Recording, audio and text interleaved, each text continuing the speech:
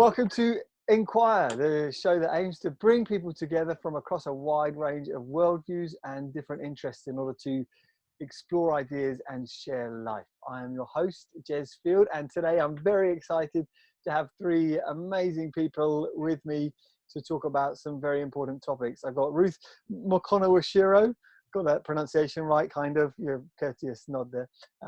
Malayo Agunde, yes, and Caleb Goldsmith. I got your surname down. You guys have been doing a training program with your local churches called Impact, and so I've had the privilege of getting to know you through that this year, and just creating a community and a learning environment where we've been able to just share life and listen to one another's stories a bit. And I know a few months ago we had a session together where we talked about matters of diversity and had some teaching on what the Bible has to say about God's plan for and design for the human race to be multi-ethnic, and how God himself is diverse as three in one, and he created beings in his image who are not only male and female but black and white and Asian and other ethnicities in order to reflect his creativity and grandeur. So we had a conversation about that, and also then started listening to some of your experiences and stories of life in the UK. So we thought it'd be good to have that conversation together, particularly in light of the recent headlines of the protests around the world after the tragic killing of Mr. George Floyd. So guys, welcome. Hello. Nice to have you with us. Before we get into that subject, I want to ask you that question, the question that I ask everyone on here. And the question is, what has been your life's greatest discovery, since we're all about exploration on this show?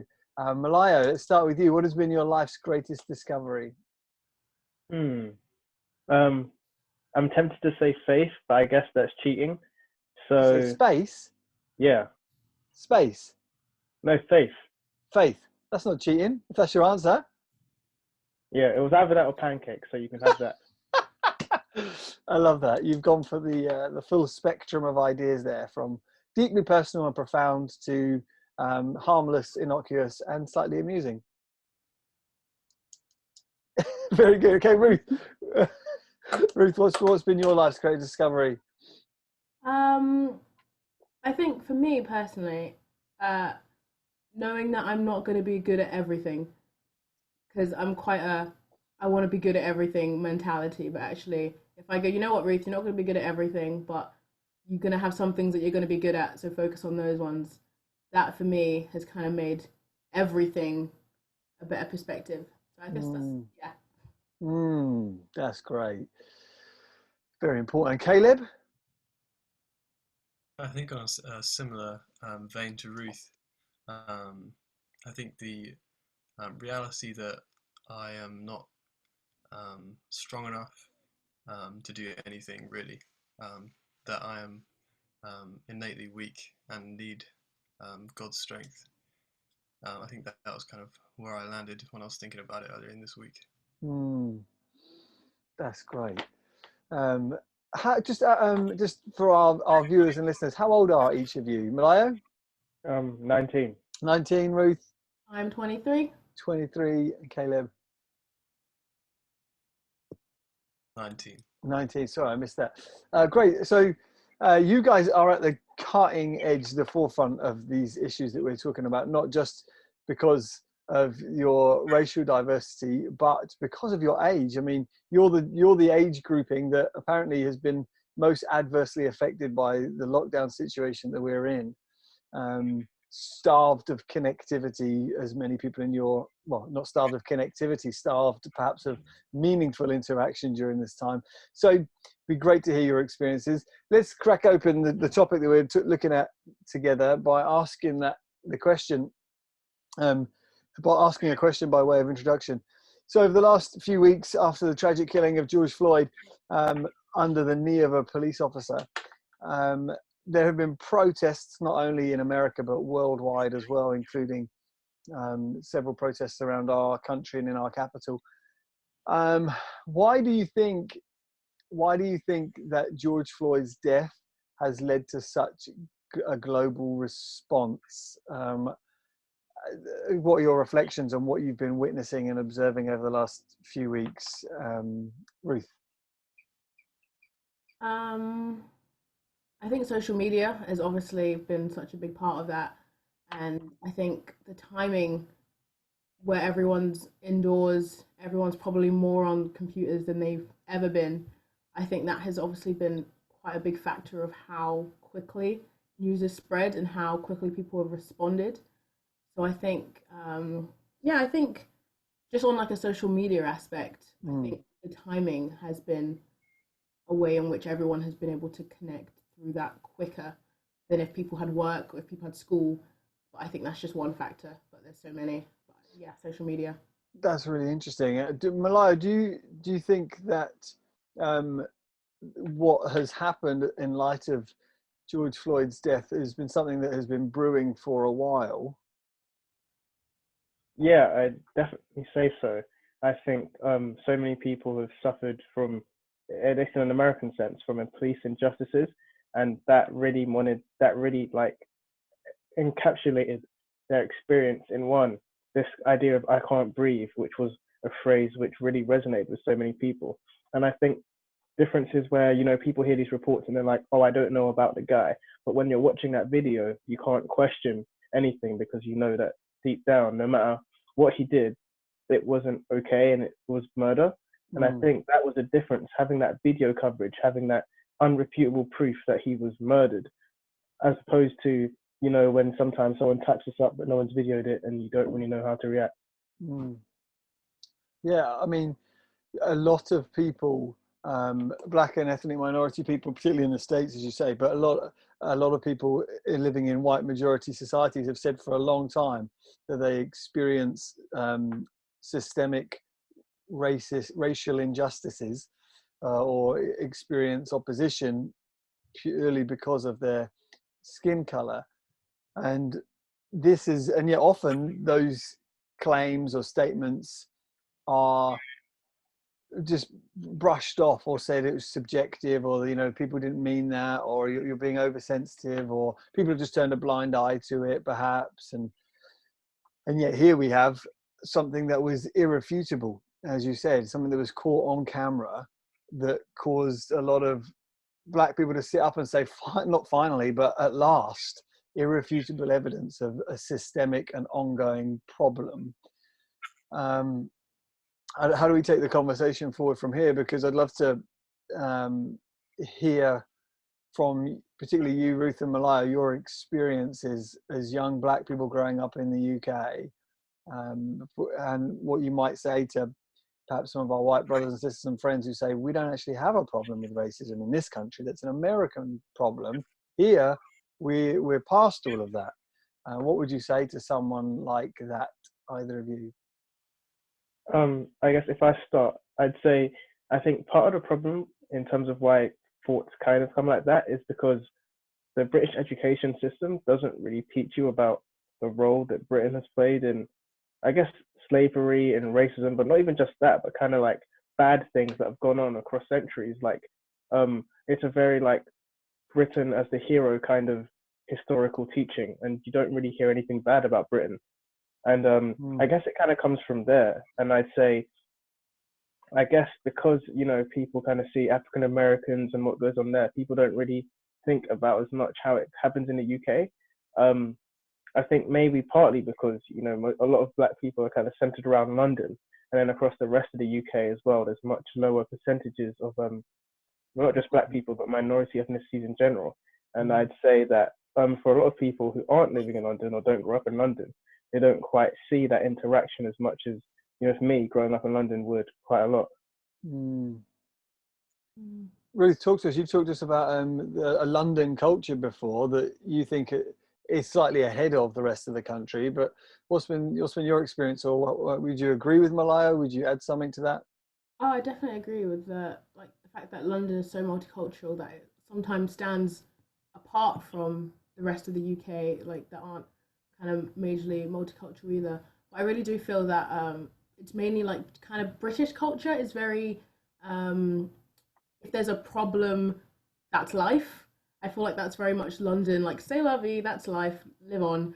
And I feel like that's very much how UK quotation marks racism has kind of settled in that kind of unspoken about subtleness that if this happened, that's just how life is. Because I feel like that's definitely how I've grown up, understanding that racism does exist, understanding that there is kind of a benefit and a other side of people like not benefiting from things, but I've never really thought of it actually as something that could change. I've always thought of it as just, oh, that's just my life. Like that's just something that I'm gonna have to deal with. And I think these conversations that have now started this week, this month, have really actually opened my eyes to the fact that this shouldn't be the normal thing. So I think that's probably been, yeah.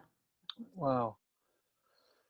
Guys, that's a really helpful comments. So we can go in a number of directions. Before we do that, Caleb, let's just bring you in as someone perhaps who represents our white brothers and sisters in that age category, and in a non-urban centre like London, in leafy Sussex. What's your experience as a young white boy growing up around topics such as diversity? Would you have said, for example, that you think we have a problem with racism? It's something you've noticed. I mean, I know you're quite a switched on, eyes open guy, so you may well not be entirely, you might not have been entirely blind to the reality of this, but just share with us your perspective of living in a different place to London. Yeah, I mean, I think it does strike me hearing stories, and I remember growing up watching movies about the slave trade or whatever it might be, and being shocked because it really wasn't something that was particularly I felt particularly prevalent in my school growing up, or in the culture of my town. But I think as I got older, I think I noticed around me kind of the British culture is very much, the conversation is very much based around banter. And that's kind of when I started to realize that, potentially, you know, especially as I got into my teenage years, kids would, pick on things that are different about other people. And so then people would start to pick on, the differences in color or religion or all sorts of different things. And I guess it was then that I started to realize that potentially there was a problem. I was maybe too young to realize, or maybe it was just, as you grow up, maybe things change, different environment at school, college, etc. It's helpful, and I mean, you similar thing to what Ruth was saying there. Use the word banter, or we might say, "Oh, that's just the way life is." Ruth, can you share with us? I mean, both Caleb and I guess. I mean, being white and male, we have a lot of privilege that we're not aware of. We're blind to it a lot of the time, mainly because we don't experience many setbacks or oppositions because of those things. But as a young black woman growing up in London, can you share with us your experience of what it's like? I feel like the experience of myself has not really been spoken about that much because I kind of just think of it, like I said, as that's just life. But I guess kind of thinking about it, the stereotype of a black woman is usually quite extreme, and either they are highly sexualized in the media or they are very much seen as negative kind of characters that are angry or bossy. And I guess seeing a black woman who isn't those traits is quite shocking to some people. So I've had conversations with people that have been like, "Oh, you're very calm and you're very chill sometimes. That's quite surprising." And I'd be like, "Why?" So it's quite a strange one because I guess the stereotypes that come through TV media, like I said, is quite extreme. That actually, when people do see something that's slightly not the same as what they see on the TV or in music, it's a complete shock to them. So yeah, it's been quite an interesting one because when people do break out of that stereotype, it's almost a breath of fresh air for other black people to see that. So when you see a black person on the media or on TV or on the internet who's actually just sitting in front of a computer talking calmly, that for them is like, finally representation of who we actually can be, rather than these angry people who always have something important or demanding to say. But yeah, it's quite a strange Wow. yeah. That's really helpful to hear you say that. I've never thought about that. People make the jokes, don't they? Oh, you're black, you must be into rap music.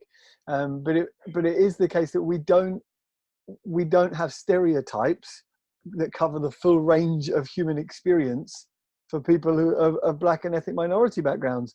We do. You're absolutely right. It's almost like our media has only really got tolerance for 2 or 3 stereotypes of a particular group of society. Just as you might say, the media only ever presents religious people as fundamentalists and very aggressive and mean, nasty people. I guess that's the problem with being driven and directed so much by what we see on our TV screens rather than interacting with people face to face. Malaya, I'll bring you in as well, because I want to. I saw something this week. Leona Lewis posted. I'm obviously a big Leona Lewis fan and follower, but she posted on her Instagram feed experiences that she remembers of going into a shop and having the shop owner come up to her and demand that she leaves. When all she was doing was browsing like everybody else. The shop owner became very angry and defensive and intimidated and scared, she said afterwards. And it was amusing because when Leona Lewis's father at the time revealed who Leona Lewis was by showing her a CD, the shop owner became, very embarrassed and repentant. But that sort of thing is completely tragic and completely alien to myself and probably Caleb. But if either of you experienced something like that, where you feel like you've been treated directly differently because of the color of your skin? Yeah. I guess for me, even from a fundamental part of my identity, like my name, I feel like oftentimes because of my name or its origins, people are much less willing to make the effort. I've experienced it in schools and oftentimes, or not even just in school, but pretty much anywhere I've gone. And oftentimes it's a case of people like abbreviating it without my permission. So they call me Mo, and I have nothing against being called Mo, but it's oftentimes people kind of do it without permission, and it can be quite difficult to reconcile. It's like, is my name too hard? Do people just not care? Did my parents just give me a bad name? And that kind of, even from a young age, kind of builds this idea that there's something wrong with you in your head. Wow. Ruth, any similar experiences? I mean, I completely mucked up your pronunciation of your surname twice. So See, sorry about that. You asked and you tried. You asked and you tried. That's what the difference was.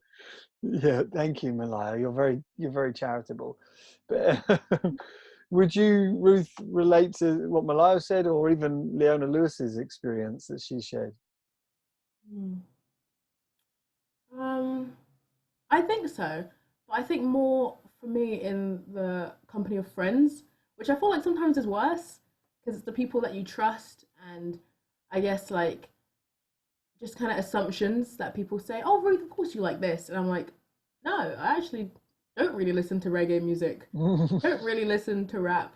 Or like people kind of ask me for advice on like, oh, have you heard this new album? I heard it's good. Like, oh, have you got any ideas of where to go in Brixton? And I'm like, I've never been to these places. I've never listened to this music.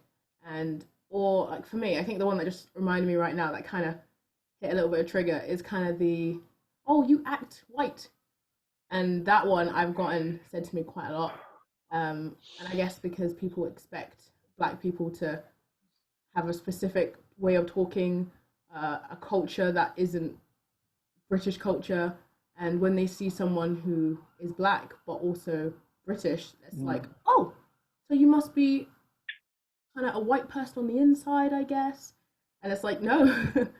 I guess that's one thing I've gotten a lot is like, oh, you act white for a black person, or like names have been called, and the classic word Oreo, as in meaning black on the outside, white on the inside. Like that's one that I've had quite a lot, which in the past you learn to laugh at because you just don't know what to do in that situation. But I guess when you do think back, you're like, actually, that wasn't a cool thing for them to say. That is not cool. That is not great. And that actually was quite hurtful. But yeah, I'd say it's just about kind of what they suspect a black person to act like, speak like. Yeah, You yeah. got bound. Sorry, Malaya, are you going to say something? We've lost your image. Oh, there you go. You're back. Were you about to jump in there, mate? No. Yeah, I was going to say I've had a.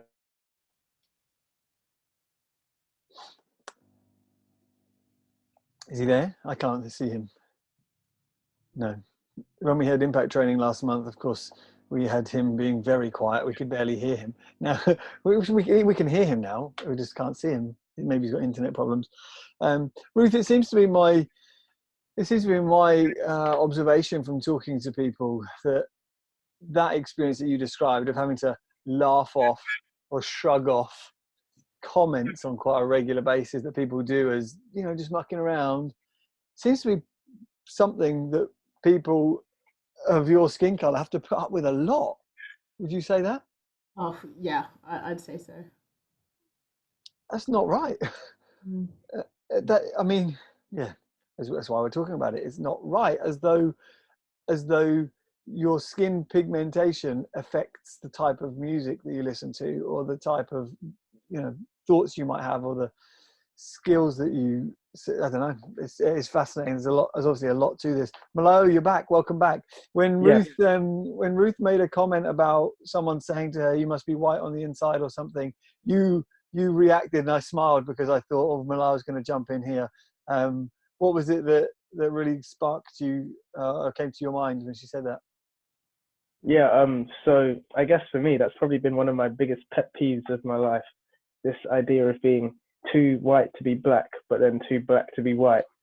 So I guess I've been told I'm posh for a black guy, when I'm like, I mean, I don't think I'm posh, but then someone say I'm posh for a black guy. Like, the quantification was quite rude, and people oftentimes just don't understand why that's offensive. And it's this idea that being eloquent and being black are mutually exclusive, which is very unfair. And yeah, it's just been quite a struggle for me. And even coming from other black people, being told that you know, I'm not really black. I just look black, or yeah, a bounty or an Oreo, as Ruth said. So it's a bit of a tough spot when neither the people that people like to pigeonhole you into want to claim you, but then also the people who see you as different don't want to claim you either. Wow. So help us then. What would you say to someone wanting to begin listening to and having conversations with people about race, but feel perhaps too nervous of saying something offensive, getting it wrong, and so, or what would you say to people who for so long have just not said anything for fear of saying the wrong thing, and so by not saying anything, they act like there isn't a problem and just let it carry on as though it is. Yeah, there's a couple of thoughts there. And Caleb, by the way, feel free to jump in if you've got experiences you want to share, or thoughts that you might have on answering that question as well. Well, I guess for me, one thing is looking to find people who will have the open dialogue with you. So I guess part of it requires effort on your part, asking not just your black friends, but also minority ethnic people in general, what their experience has been like. People that you know will be able to talk with you honestly and frankly. Like, for example, I have a friend, like he looks at different threads that people have posted, you know, with regard to racism, and he'll ask me like, what are my thoughts? How do I relate to these experiences? And then I'll kind of explain to him, and that kind of helps him to better reconcile how many black people be feeling. And I mean, for a lot of people, they wouldn't do that if they didn't feel like I could react in a good way. So I think partly it has to be a work on the part of black and minority ethnic people to be willing to be understanding towards those who are trying to learn, and also people who want to learn, really making the effort to go out there and ask questions and find people who will have this open dialogue with them. Ruth, any further thoughts? I think one thing that is I've found personally really good that I've had experiences from people that aren't my race is like feeling accepted but also belonging. Like I think we spoke about this in previous trainings. Like actually there is a difference between feeling accepted and feeling like you belong. And I feel like for me, someone like who just from the world constantly gets told you don't belong here, it's so powerful to actually have someone tell you that you belong here. Mm. And it's so powerful to actually tell that person you are accepted here, you belong here. And obviously Mm. you don't have to tell that to that person every single time you see them. Actually, when you do have that really great conversation with someone or you do see them that day, be like, oh, it's so great you're here, like you're such a good part of this, Mm. insert community name here. And I guess for me that's been such a impactful reason of why I stay in some communities, because Mm. actually they do tell me that I'm part of it. Because yeah, like I said, the media can tell you actually you don't belong in this place, or the devil Mm. can tell you, oh, actually maybe you don't actually belong here because you're different. But if someone actually actively goes and tells you that you are welcome here, then it does actually change your perspective of the people around you. And Mm. yeah. That's really interesting. Apologies, I have to leave now, but it's really been fantastic conversation. Love you, mate. Great to have you with us. Thanks for sharing. Yeah, take care. See you. Bye. And then there was three. um, so Ruth, I think what you said is really helpful. I think one of the let's say this to Caleb. Caleb, how do you find it talking about issues of race? Yeah, what's your thoughts on the subject? So what, like, Do bringing you up find to the yeah? fact Do you find it easy to talk about? Do you find it makes you feel nervous, uncomfortable, apologetic? Um, what's your experience? yeah, probably all of those. I think there's just this overwhelming sense of like embarrassment about um, there being the need to be educated, or like there being this need um, that you know to understand your friends because they are suffering in a way that you would expect them not to have to. And so Mm. I'm embarrassed to ask them because I feel like um, I shouldn't need to, because um, yeah, just I don't want them to feel like um, that there's an issue, or like even that I'm thinking that there might be an issue, or Mm. yeah, so many things that just feel like they just shouldn't be necessary. Yeah. And yeah, I want to, in the same vein, want to understand. Mm. I think that's a really helpful comment, mate, because I share your sympathies. You think I struggle with this because I think if I ask you about this, I'm acknowledging that there's a potential problem, and I don't think there's a problem. I don't have a problem. You end up being quite defensive, and so because I Yeah, want to communicate that I don't have a problem. Um, I don't think of you or treat you any differently because of your skin color, and yet there's a nervousness. So by bringing it up, am I creating a barrier between us, or am I saying? I don't know. So Ruth, help us. What would you say to Caleb and me, for that matter? Um, I'd say, what would I say? I'd say actually it's better to ask. Obviously, granted that you know the person well and you know you have a relationship with them to be able to have those deep conversations, I think it is better to bring them up than to not. Like, since everything that's been going on, my best friend, who is white, she messaged me saying, hey, I know that this is going to be quite hard to chat about, but how are you? And at the time, I was like, oh, this is terrifying. I have to talk about this. And I'm sure she probably felt the same way that you guys felt, as in you're acknowledging the wall. Actually, it wasn't that she was pointing at the wall and saying, oh, it's there, by the way. She actually was saying, I know this wall's here, and let's talk about the fact that it's there, and Mm. let's try and get over that in a friend like situation. And Mm. actually, it was a good conversation. It was uncomfortable and it was awkward. But actually, we do look back on that conversation and say we are glad that we had it. And Mm. so I'd say if you do feel that uncomfortableness, that kind of nervousness, I think that's a sign that it's a needed conversation. And that actually, when you do get past that, you do realize the benefit of it. And yeah, I think go for it, even though it does feel a bit awkward and uncomfortable. But the person that you're talking to will probably feel more loved that you're having that conversation with them than if you were not to have that conversation. That's really helpful. I think you started that and you caveated it nicely by saying you do have to kind of know the level of friendship or relationship you've got with the person in the first place. It can't just be looking at my phone and going, "Oh, they're black. Hi, let's talk about this." Yeah, you're actually addressing something that is a huge part, not only of someone's identity, but it's a huge part of their experience in the way they experience life in a majority white society, in a society where white men are in charge, by and large. And so you have to tread carefully, as you say. You have to recognize the level of relationship that you've got with the individual, rather than just assuming you've got the right to talk about this with them, which is helpful to do that. I think part of the challenge has been the whole political correctness movement of the last few decades or whatever has changed its mind, if you like, about what is an offensive thing to say to someone.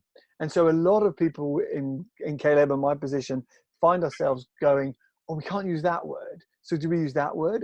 And so as a result, you kind of panic freeze because you think, "I don't want to get in trouble with the political correctness police." And yeah, political correctness, it's basically trying to slap a law to change a heart problem. And if you as an individual haven't got a heart problem towards a person of color, I'm sure you can make all kinds of pitfalls with language, but when your heart comes through, I mean, people can tell if you think you're better than them, regardless of whether the person you're talking to is white or black. And your heart always comes through when you speak to someone. And so you might have the right language, but the wrong heart, and it would be wrong no matter what you say. Equally, I would imagine, if your heart's right, your language can be a mess, and you can use terms that are 30 years out of date. But people will forgive you, because I say people will forgive you. I suppose I should be posing that as a question. Ruth, how do you feel about terminologies and languages that people use in trying to talk about race with people?